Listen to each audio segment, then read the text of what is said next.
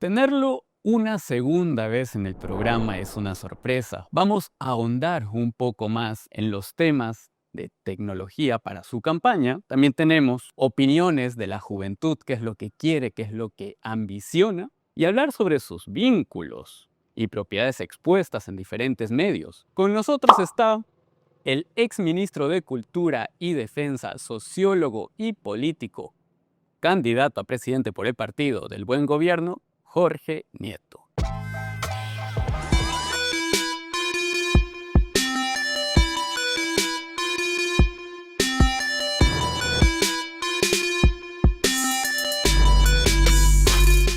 Es un gusto volverte a ver. Tuvimos una entrevista en el canal del partido y me alegra. Hace 3 meses. Hace 3 meses. Me alegra mucho volverte a ver y conversar contigo. Vamos a comenzar, don Jorge. ¿Cuál ha sido su principal inspiración para la idea de digitalizar el país?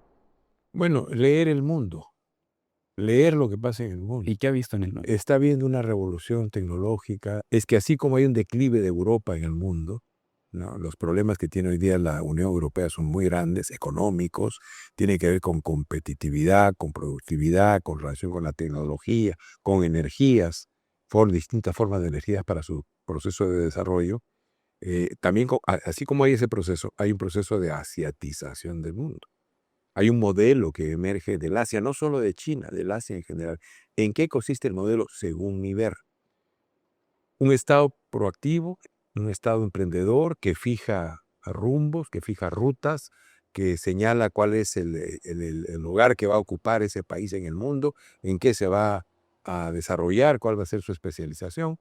Un núcleo o varios núcleos empresariales que se compran esa visión, que son socios del Estado, que conjuntan sus esfuerzos, y una población que también hace lo mismo, porque finalmente recibe beneficios de este comportamiento económico y entonces se meten también a colaborar para que esa visión se haga realidad.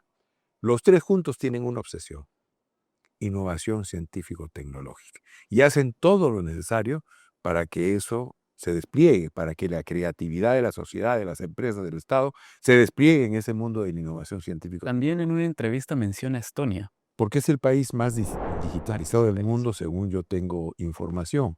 Entonces, todo eso que nos dice que si nosotros queremos realmente ocupar un lugar en la economía del conocimiento que hoy día se despliegue en el mundo, tenemos que hacer muchos cambios, muchos esfuerzos, muchas transformaciones. Uno de ellos es la digitalización del Estado. El otro tiene que ver con el uso de verdad de la inteligencia artificial.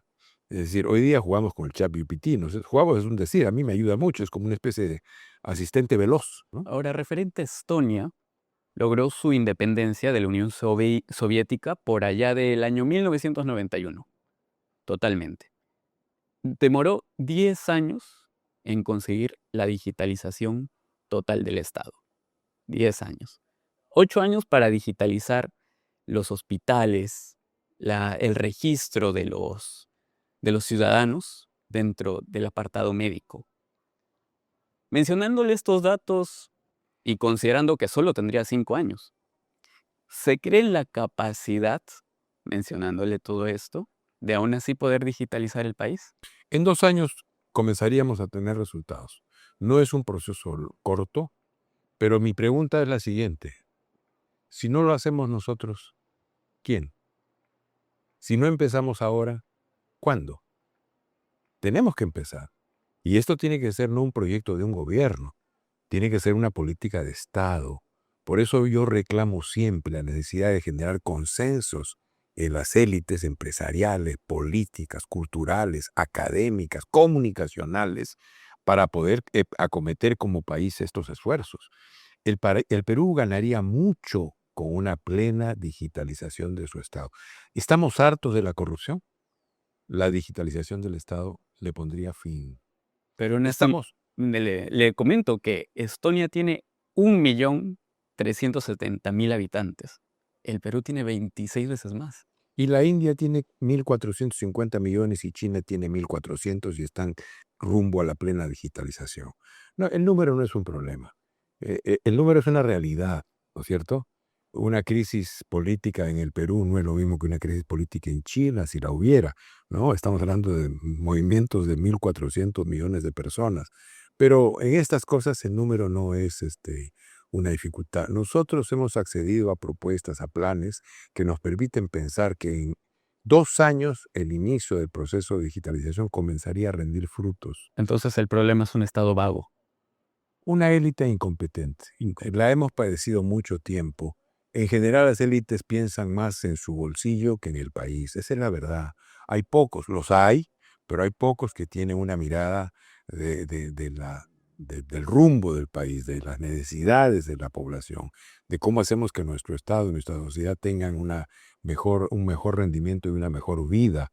Por tanto, es un problema de decisión y de voluntad política. Coincido con ese pensamiento porque justamente en un anterior episodio de nuestro podcast hemos tenido de invitada a la presidenta de la Comisión de Ciencia, Innovación y Tecnología y nos habló que tenían la propuesta, la idea de implementar la digitalización. Desde ya, aunque estamos en un proceso de entrecambio constante de presidente, lo han propuesto.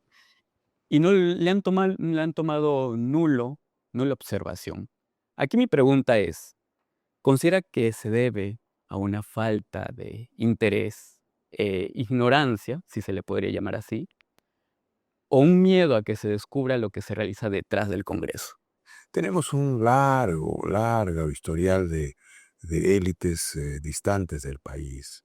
Por eso Guamán Poma de Ayala, que es el que nos da el símbolo al Partido del Buen Gobierno, nos da además el nombre, tomamos prestado la mitad del título de su libro, Nueva Crónica y Buen Gobierno, porque él ahí en ese texto, que además es dibujado para que sus connacionales, sus paisanos lo entiendan, porque no leían castellano, en ese texto él hace una denuncia muy clara y dice que hay un Estado pues distinto y distante de la población. Y lamentablemente esto sigue siendo cierto. Esto sigue siendo cierto, un Estado distinto y distante. Ya no tenemos, digamos, los mismos colores en el mando del Estado. Nos hemos democratizado en ese sentido, pero siguen pensando en sus bolsillos, siguen pensando en cómo hacen negocios, siguen pensando que el Estado es un instrumento para su propia riqueza y no para el bienestar del Y país. lo han hecho más fuerte desde hace 10 años. Pues hemos tenido episodios de gran corrupción en el Perú. Hay un libro interesante de un historiador lamentablemente ya fallecido, Quirós, compañero mío de la universidad allá por los años 70, que se llama Historia de la corrupción en el Perú.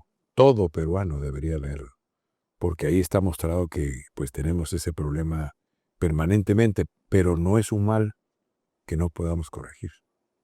De hecho, yo como ministro de Defensa tuve que dirigir la agencia de compras de las Fuerzas Armadas y nombré un funcionario competente y honesto para dirigirla.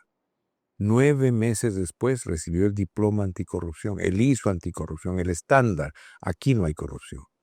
Por tanto, no estamos condenados a la corrupción, no es parte del ADN peruano. Aya de la Torre, que es un político muy importante en el Perú, uno puede estar de acuerdo o no con sus ideas, dicen que alguna vez dijo que el político tiene que saber que lo van a tratar como una prostituta y que siempre tiene que responder como si fuera una dama. Y es así. A uno le preguntan pues todas las cosas y uno tiene que hacer el esfuerzo de dar razones, explicar, responder, dar cifras, ¿no? Es parte del juego. Si es parte del juego, entonces tocó responder, candidato. Sabemos los vínculos que tiene de parentesco con Vladimiro Montesinos, ¿no?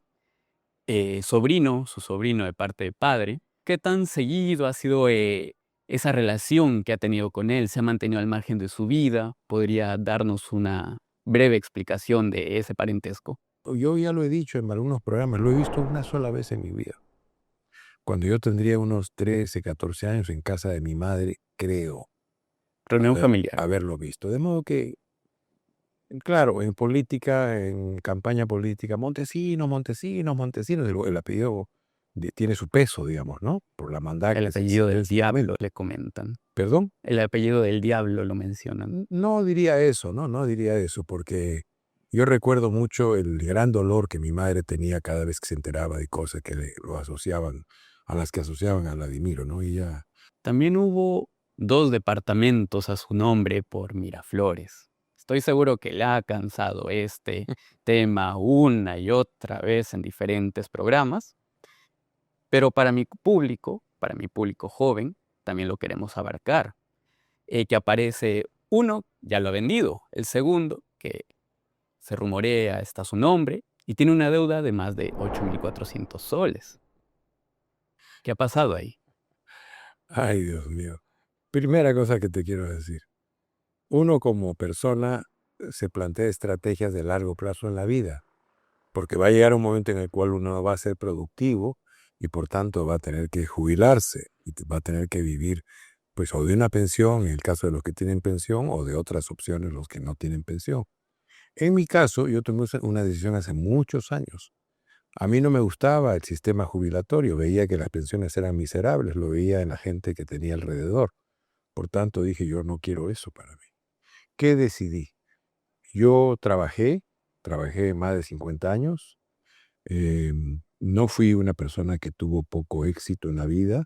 Al contrario, tuve mucha suerte, tuve realización económica, por distinto tipo de trabajos y por empresas de consultoría. Principalmente en el extranjero, no en México. Principalmente en el extranjero, efectivamente. Yo le debo a varios países parte de mis ahorros y estoy muy agradecido.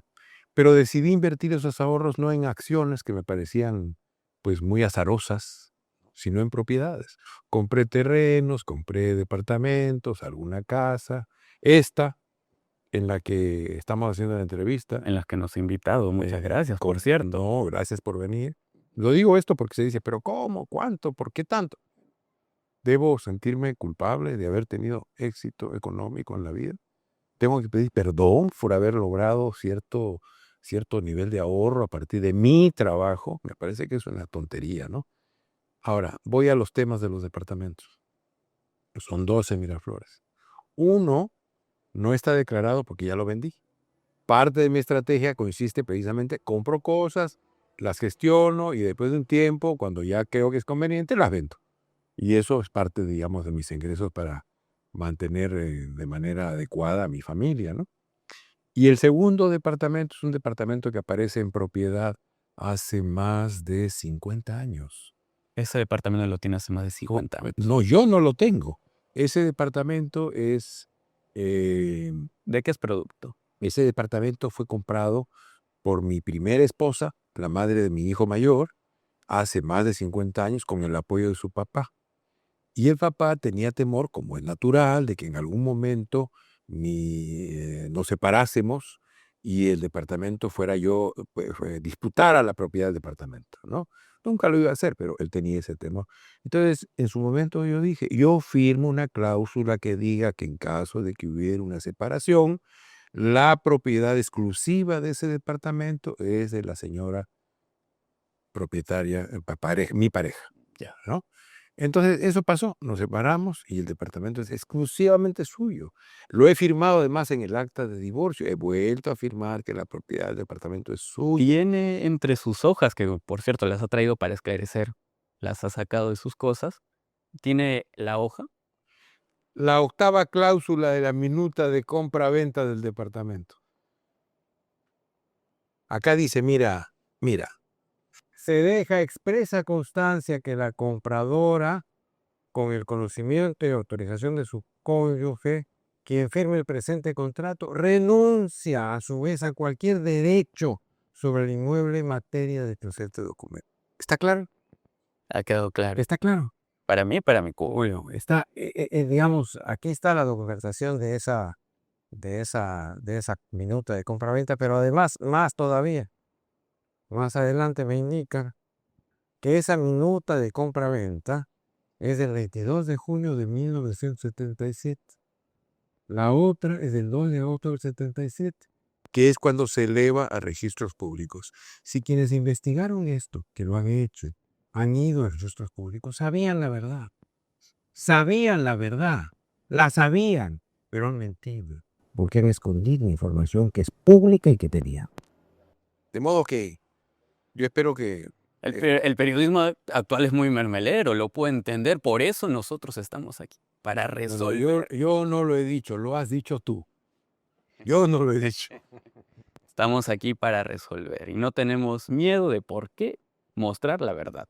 Ahora, el tema con este inmueble es que en 2000, bueno, también se menciona, si es que lo ha comprado en esa época, se menciona que en 2013 se compró a $65,000. No, ese es otro, ese es otro, ese es otro. A ver. No te confundas. Ay, Este del año 77, como acabamos de ver, ya. es un inmueble que es propiedad de mi primera esposa. Siempre lo fue. Fue un apoyo de su padre para que nosotros tuviéramos una forma mejor de vivir. Pero siempre fue de ella, siempre fue. Y tiene posesión continua, pues, más de 50 años. Del 77 para acá estamos hablando de, pues sí, de 50 años, ¿no? Ujú. Por tanto, ese no tiene nada, o sea, no tiene nada que ver conmigo. Y está en papeles, como te lo acabo de mostrar, está en papeles. El otro es el departamento que yo compré en el 2013 en Miraflores, 2013. Ujú. Ese departamento lo compré en abril de 2013 con un con un dinero que viaja de una cuenta mía de ahorros en el extranjero, viaja el dinero a mi cuenta en Lima. Eso está bancarizado, hay la transferencia electrónica. Mi contador tiene el número de esa transferencia electrónica. No tengo el documento aquí, pero está ahí bancarizado, está en la fiscalía además, ¿ya? Justamente comentan que se realizan fuertes sumas de Pues, dinero pero intercambio. claro, porque tengo ahorros, pues. Los he declarado en mi declaración cuando fui ministro de Cultura y cuando fui ministro de Defensa. Ahorré. Yo no soy alcohólico, yo no consumo cocaína, yo no tengo vicios, de ningún tipo. Mi vicio es comprar libros y comprar discos. Y de vez en cuando salir feliz con mi familia a comer algo agradable en algún lugar. Esos son mis vicios, libros y discos. De modo que, pues ahorré. ¿Qué quieres que haga? Ahorré. Si hubiera sido un cocainómano, a propósito, les digo a todos los candidatos, vamos al análisis de sangre, a ver quién sale bien y quién sale mal. Vamos a ver quién tiene tantas gotas de alcohol en la sangre. Vamos, porque es importante que la población lo sepa. Pero volviendo al tema, sí, compré ese departamento en el 2013, en abril, a una cantidad determinada, creo que fueron $65,000, y ese departamento fue inscrito en enero del 2013 a un costo de $15,000. ¿Qué pasó ahí? Pasó algo muy simple, que ese departamento no fue vendido en enero del 2013, fue vendido en 2005. Entre 2005 y 2013 hay lo que se llama el boom inmobiliario y lo inscriben en el 2013 para vendérmelo, para legalizar conmigo la venta de ese departamento. ¿Por qué no se legalizó del 2005 al 2013? Porque hubo un arreglo de una expareja, de personas que fueron pareja en un momento, que ya luego no fueron pareja, y que son amigos, son gentes de bien, son gentes, correctas, y entonces ella tenía una necesidad y le dijo: "Te vendo el departamento, pero no lo puedo poner a tu nombre porque hay una serie de trámites y procedimientos que no se han hecho, entonces te doy la llave y tú me das el dinero. Cuando quieras, lo legalizamos". Y así fue. Negocio de palabra entre 2 personas respetables, decentes, que honestas, ¿no? Y entonces, cuando la segunda persona, la compradora del departamento, lo quiere vender, lo inscribe. ¿Qué pasó? Que el fiscal mira esto y dice: "Oye, esto vale 65 en abril y 15 en enero. Ah, aquí hay indicio de lavado de activos". Yo sería bien idiota como lavador de activos, porque compro por mucho lo que vale poco. El lavado de activos ocurre exactamente al revés. Compro por poco lo que vale mucho y me quedo con el diferencial. Pero a partir de ahí se ha hecho pues una historia, y la verdad es que no he registrado ese departamento en mi última declaración jurada, porque ya no es mío. Lo vendió. Lo vendí, claro, lo vendí. Es parte de mi modo del modo en que he organizado mi vida. Te lo vendí, pues.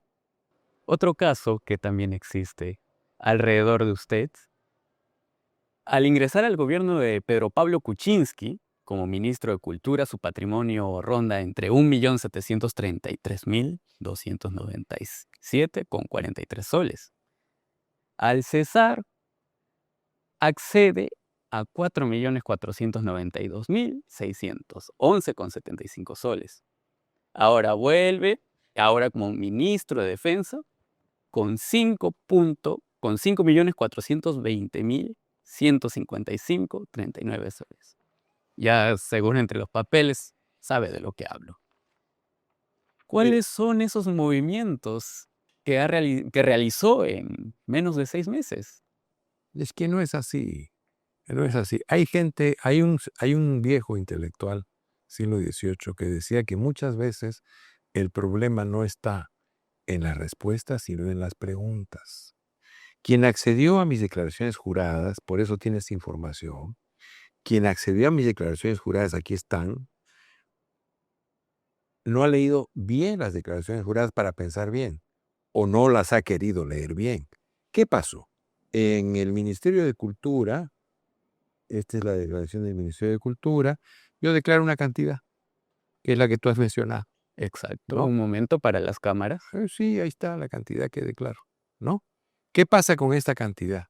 Que nosotros no teníamos el papelito de una cuenta de ahorros que yo tenía fuera del país.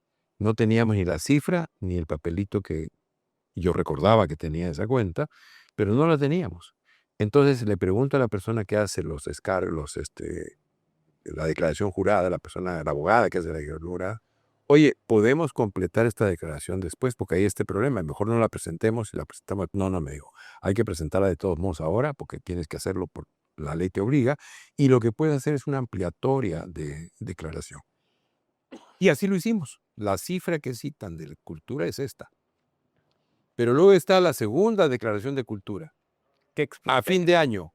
O sea, estamos hablando de esta declaración que se hace por agosto del 2016, y estamos hablando de una declaración que se hace no tengo la fecha, pero debe haber sido en noviembre. Finales. ¿Qué pasó en esta segunda declaración? Y se incrementa significativamente una cantidad fuerte mi declaración. ¿Por qué? Porque ya recibí el papelito.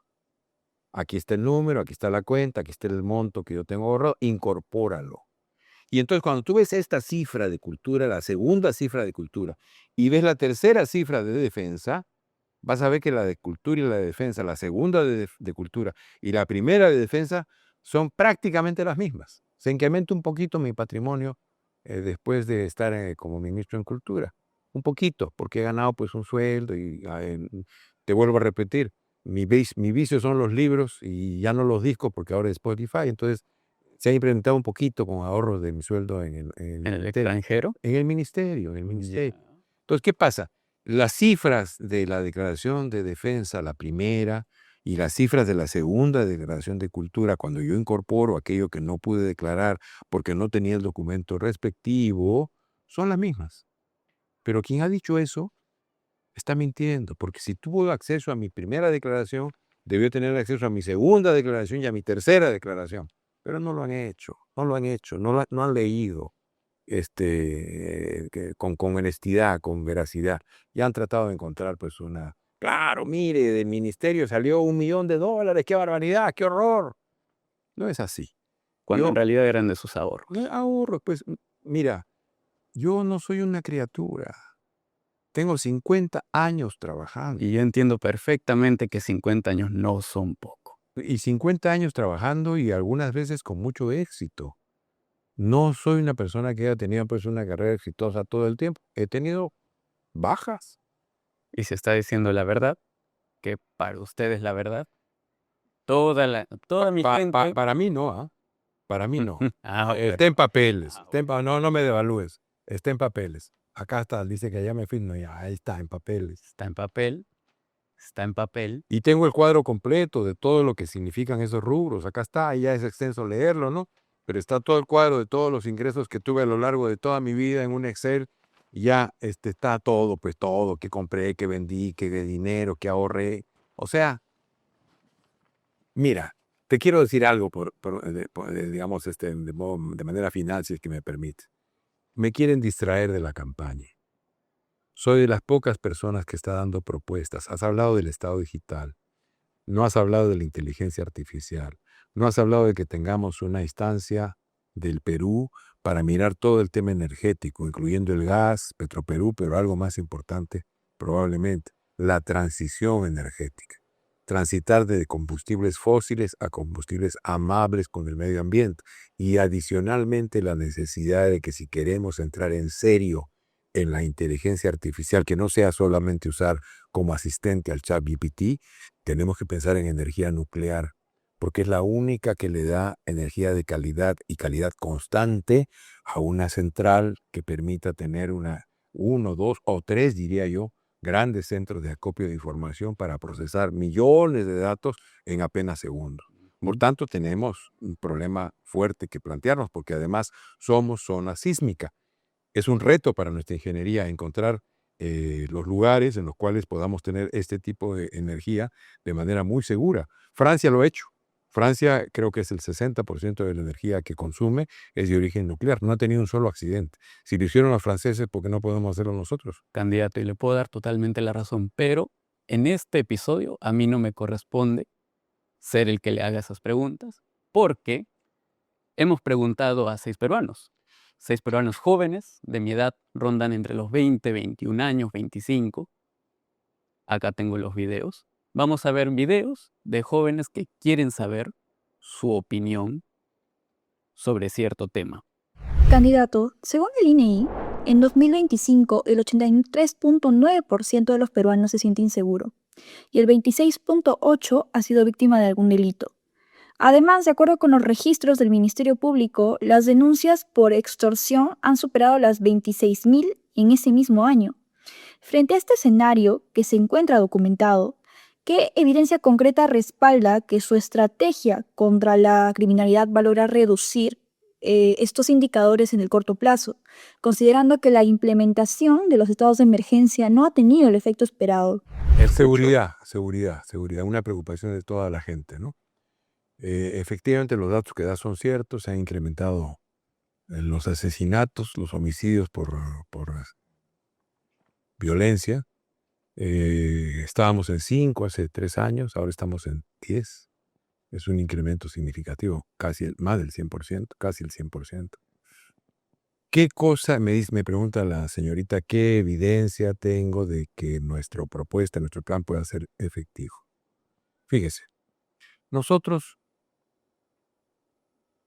planteamos políticas con base en evidencia. Es algo que tiene que hacer, a lo que tiene que acostumbrarse el Estado peruano. No es levantar el dedo, echarse salivita y ver a dónde sopla el viento. Tenemos que construir las políticas públicas con base en evidencia. La ciencia está para eso, para ayudar al tomador de decisiones a tomar las mejores decisiones. En el pasado hemos enfrentado crisis de seguridad. No es la primera vez que nos ocurre. En el año 80 tuvimos una crisis de seguridad con un conjunto de asaltos bancarios y de secuestros empresarios. Se formó una unidad especializada, 2 unidades especializadas en cada momento, una en cada momento, para enfrentar esta situación. Investigación criminal y apoyo político. 6 meses después, se acabaron los asaltos bancarios, se acabaron los secuestros empresarios. Por tanto, ya lo hemos hecho. Esta crisis tiene otra naturaleza, sí, tiene otros actores, sí, pero necesitamos formar una unidad especializada en la Policía Nacional con los policías honestos y competentes que todavía existen, porque existen, son muy buenos y si algo saben hacer es investigar. Primero, una unidad especializada para enfrentar particularmente un delito, sicariato y extorsión, que hay la necesidad de entender el delito para poder combatirlo. No es así, salir al tuntún, mete bala y hacer, no, así no es. Así no es. Es más estrategia. Hay que tener una estrategia integral para enfrentar el delito. Tiene varias aristas. Hay que comprender la naturaleza del delito para poder enfrentarlo. Lo primero es eso. Lo segundo, como tenemos una policía tan complicada con la corrupción, todas las semanas casi vemos noticias de policías cometiendo delitos, delinquiendo ellos, siendo ellos los criminales. Tenemos que reorganizar la Policía Nacional. Hace poco hubo un caso en el que un policía mató a un joven que estaba portando un arma. El joven es menor de edad, le apuntó al policía y el policía actuó antes, le disparó. ¿Cómo ve ese actuar? Bueno, pero esa es una circunstancia. Yo estoy hablando de la crisis general de la policía. Y en una circunstancia. De coroneles que son sicarios, de bandas de policías que chantajean a ciudadanos, de gente que roba, de gente que delinque en los camiones provinciales, de gente que delinque en los buses antiprovinciales. Estamos hablando de una crisis mayor. Hace tiempo se decía,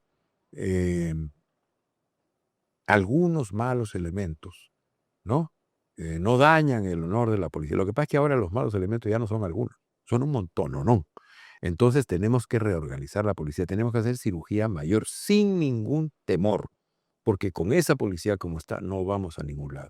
Y no solamente son los malos elementos que están incrustados en la policía, muchos, muchísimos, sino también es una forma de funcionamiento de la institución policial, es una forma de reclutamiento del personal que va a ingresar tanto a la policía como a la escuela de oficiales y de suboficiales. Es una forma de recolección de personal, es una forma de funcionamiento, es una forma en la cual estos fascinerosos usando el uniforme de la policía delinquen. Por tanto, cirugía mayor, reorganización, y si requerimos tener misiones de gobierno a gobierno con países que tienen policías funcionando, que tengan calidades y capacidades, hay que tomar el acuerdo para poder reorganizar de verdad la Policía Nacional.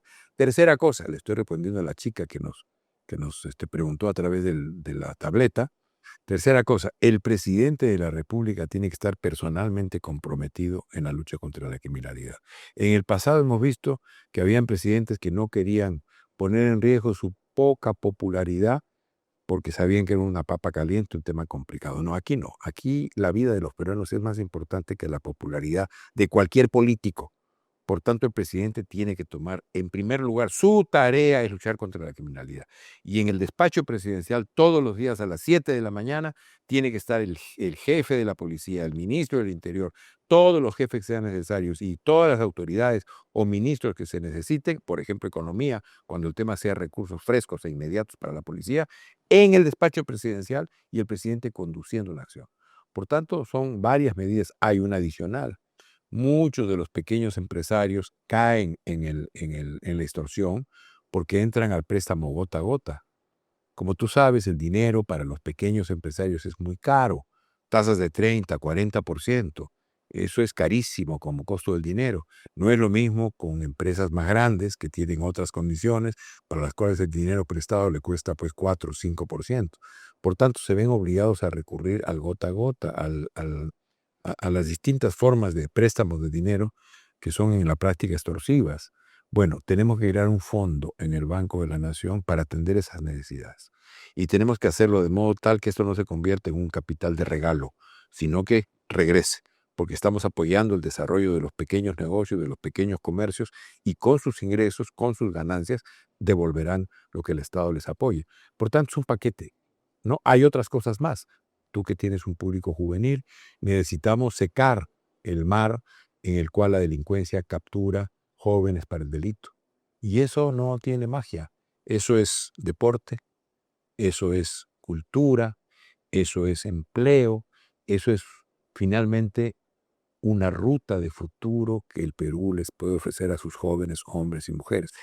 Es una visión integral del Perú y por eso estoy convencido de que, lo he dicho ya, en no más de un año podemos resolver esta crisis de seguridad. Siguiente pregunta. Hola, ¿qué tal? Mi nombre es Claudio Chuya y mi consulta es la siguiente.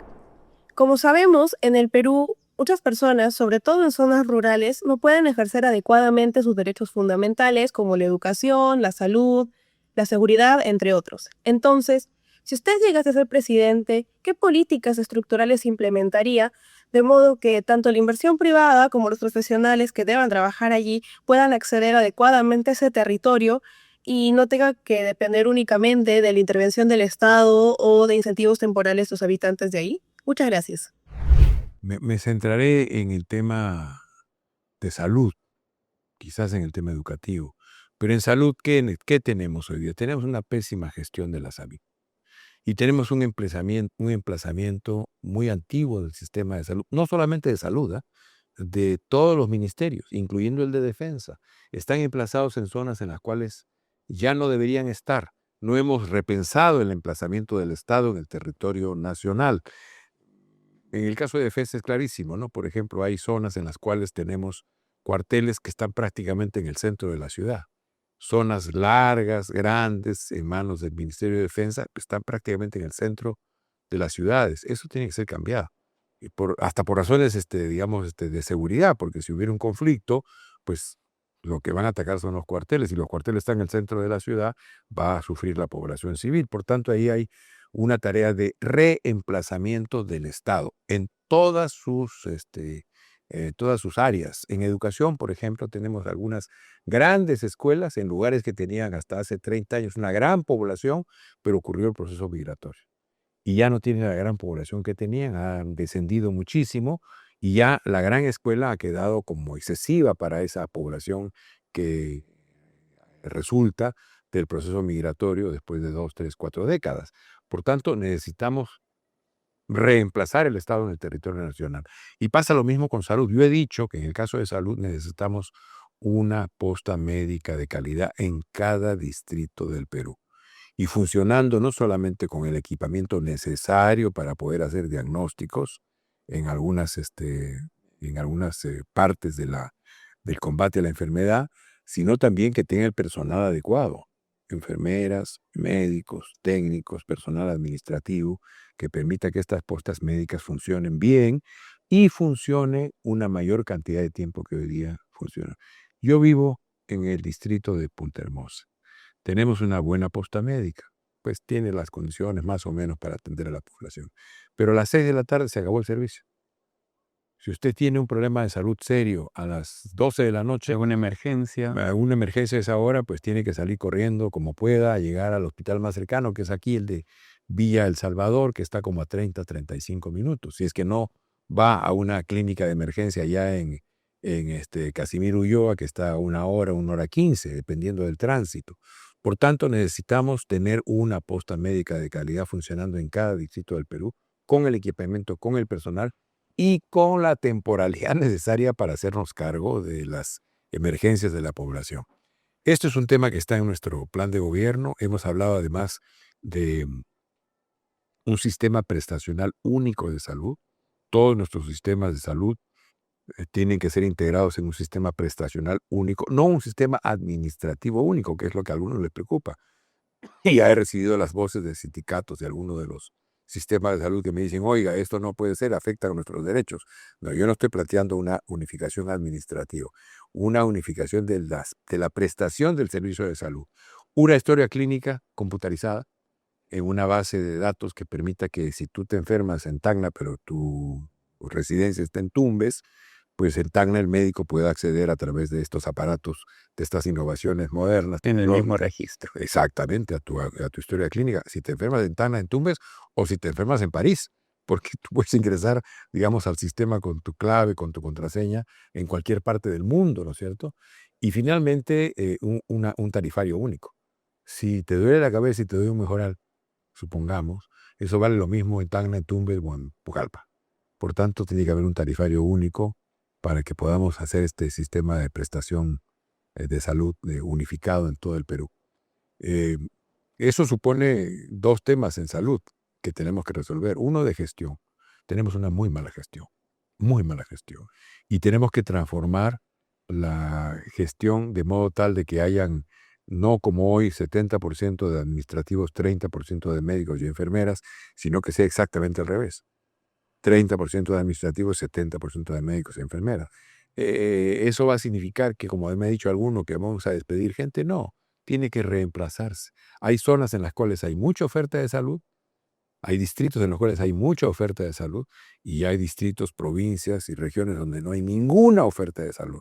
Por tanto, tiene que haber una política de promoción, de reorganización, de reemplazamiento, no solamente de nuestros hospitales, postas médicas, servicios, sino también de nuestro personal, y hay que dar los incentivos necesarios para que eso ocurra, porque no es fácil pues transportarse de un lugar a otro, ¿no? Reestructurar toda la... Por tanto, es un paquete completo. Yo además ahí tengo gran expectativa en el uso de la inteligencia artificial y de la digitalización del Estado, porque podemos analizar complejamente la enorme cantidad de datos de lo que es el Perú, de su población, de su territorio, de sus recursos, de sus riquezas, de su Estado, de las cantidades que ingresamos en el Estado, y procesar eso de modo que nos permita mirar cómo debería ser emplazado su Estado muy rápidamente y comencemos a ejecutar.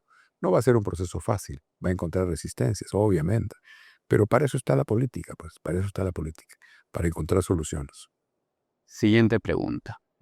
Muy buenas, mi nombre es Alfredo José Solorzano Cáceres, soy estudiante universitario y mi pregunta es la siguiente. Usted propone en su plan de gobierno consolidar un sistema prestacional único con un enfoque a la atención primaria.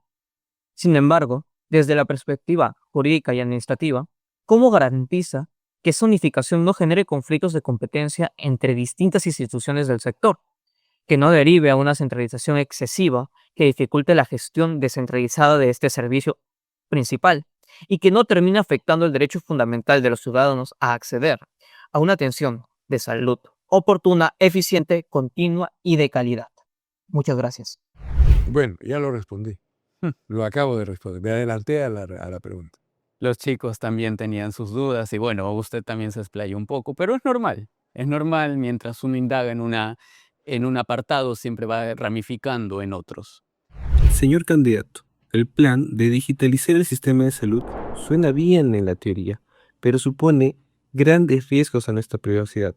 Si a día de hoy el Estado no puede proteger ni sus propias bases de datos, ¿qué reparación ofrece el Estado frente a posibles filtraciones masivas de las historias clínicas de la población?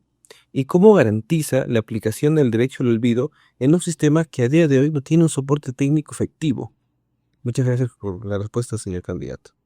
Hoy día cualquier hacker con cierta habilidad penetra cualquier tipo de información del Estado. De hecho, serán 8 meses, 10 meses en los cuales hubo una intromisión en los datos del Ministerio de Defensa. Creo que del Comando Conjunto. Fue hackeada, entraron, ingresaron. La Policía Nacional, sus bases de datos fueron hackeadas y fueron ingresadas por parte de hackers. De modo que si la policía y el Ministerio de Defensa han sido atacados y se han comprado, han ingresado a sus bases de datos, eso pasa en todo. O sea que hoy día no hay ninguna garantía. Hoy no tenemos garantía. Más bien tenemos que construirla. Y la digitalización y ciertas tecnologías como el blockchain tienen la capacidad de tener guardada esa información, que no pueda ser ni alterada, ni cambiada, ni penetrada, porque así funciona. Por tanto, la tecnología nos ofrece muchas calidades y capacidades para poder guardar la privacidad de los datos de las personas.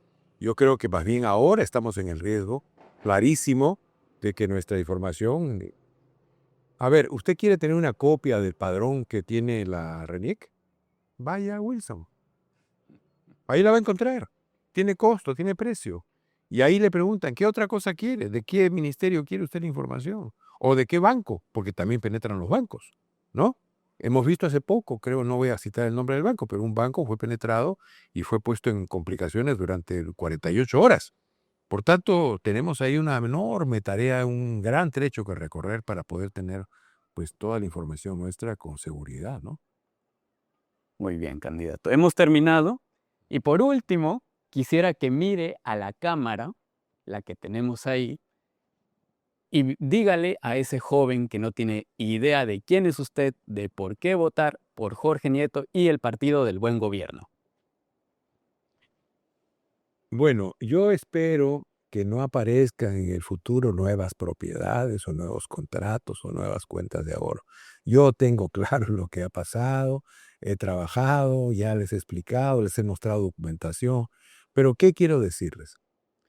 Lo he dicho ya no como candidato, sino pues como sociólogo. Desde 1970 no ha habido el proceso de politización que está habiendo hoy entre la juventud peruana, hombres y mujeres. Ha habido en el camino el lavado de banderas al final del gobierno de Fujimori, la lucha contra la repartija, contra la ley Pulpín, contra el gobierno espurio del señor Merino, etc. Pero han sido movimientos más bien de expresión social, expresividad social. Pero un movimiento de politización de un segmento de la juventud es algo nuevo.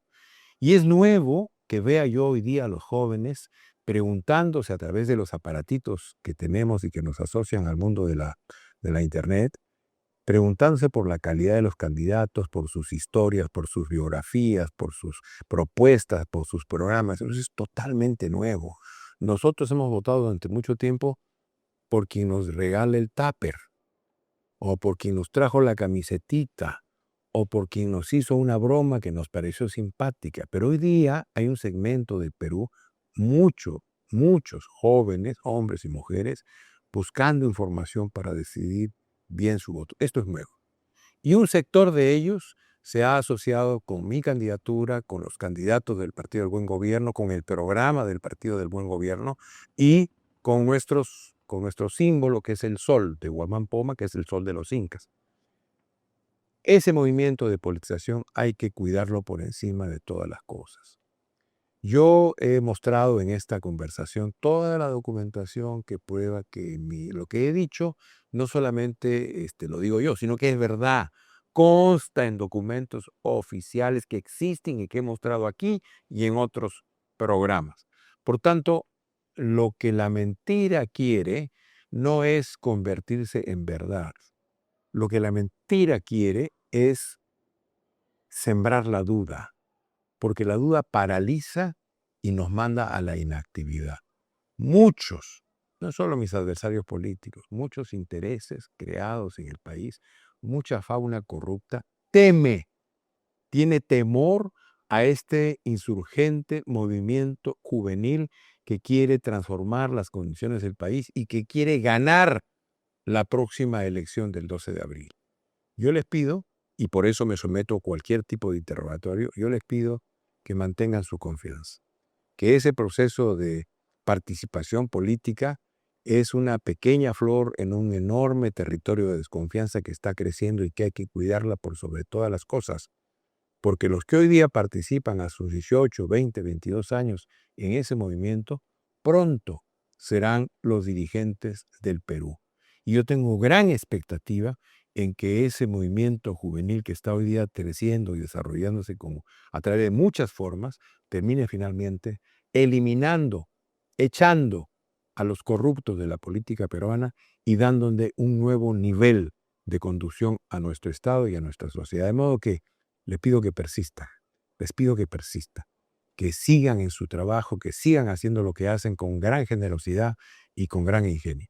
Muchísimas gracias por eso y pues siempre estaré dispuesto a sus preguntas, a sus dudas, a sus interrogaciones, porque como les he dicho una vez, yo no les voy a fallar.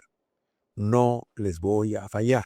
Como lo dije en su momento en el Niño Costero cuando le decía a la gente que estaba sufriendo, vamos a llegar y llegamos. Siempre llegamos, igual con ustedes. No les voy a fallar. Desde mi perspectiva, como comunicador, quiero dar a entender que por mucho tiempo yo he sido apolítico. A mí nunca me interesó la política. Discusiones, bueno, vida privada también. Entré a gobierno digital online. Tuve mi programa La Cuarta Revolución. Por primera vez estaba tocando el terreno político. Ya han pasado casi 6 meses. Y lo que puedo observar hasta ahora, entrevistando a candidatos, diputados, senadores, congresistas, candidatos a presidente, puedo decir que me preocupa mucho el estado en el que está mi país. Realmente eso es el aspecto que quieren dar los nuevos candidatos. Los outsiders. Yo no hablo de outsiders, no me gustan los outsiders. Yo no entraría con esa palabra de outsider. Yo entraría con la palabra de un político honesto que quiera hacer lo correcto y que realmente no tiene ninguna mancha. Hablando con un amigo, hace poco, una noche, me comentó, no sé por quién votar, voy a votar en blanco. No. Votas en blanco, favoreces a los que están arriba. Y tú quieres que una acá de nuevo gobierne un Congreso por más de 6, 7, 8 años. No. Quieres que un exalcalde que justamente renunció para entrar al gobierno, para más poder, encima ha comprado trenes de mala calidad, ¿quieres que esté en el gobierno? No. ¿Quieres a un personaje farandulero, cómico, que se rodea de streamers para seguir con su show? No, yo no quiero eso. Por eso, márquenme, revísenla bien y revisen los planes de gobierno de cada uno de los candidatos. Este ha sido un episodio más de La Cuarta Revolución. Yo he sido su conductor, Adrián Grados Díaz. No olviden darle like, suscribirse, darle a la campanita y nos veremos en otro episodio, espectadores de primera fila.